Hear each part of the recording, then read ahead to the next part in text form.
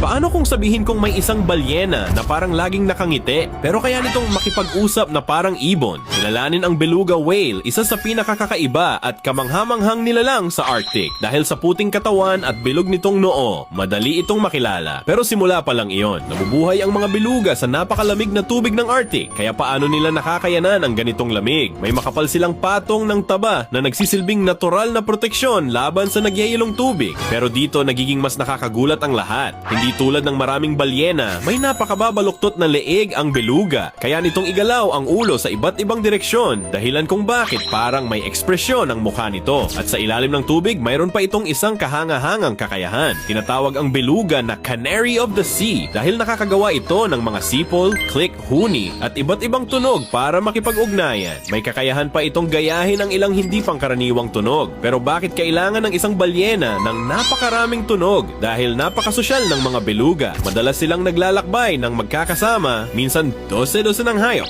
at kung minsan ay daan-daan. Pero dito nagbabago ang kwento. Dahil mausisa sila, maaari silang lumapit sa mga bangka, yelo, at maging sa mga maninisil. Ngunit habang nagbabago ang Arctic dahil sa climate change, polusyon, at lumalaking aktibidad ng tao, unti-unti ring nanganganib ang mundong kanilang tahanan. Kaya para sa iyo, alin ang mas kahanga-hanga sa beluga? Ang kakaibang itsura nito o ang hindi kapani-paniwalang paraan ng pakikipag-usap nito? Dahil kapag nawala ang beluga, hindi lang isang uri ng balyena ang mawawala. Maaaring mawala rin ang isa sa pinakamagandang boses ng Arctic. At kung patuloy na magbabago ang Arctic, ano kaya ang mangyayari sa Canary of the Sea? Ikaw na naisin mo ba na manatili pa ang mga beluga whale sa mundo? Kung yes, maaari mong i-heart ang video na ito, mag-comment ka na rin para malaman natin kung hanggang saan umaabot ang video na ito.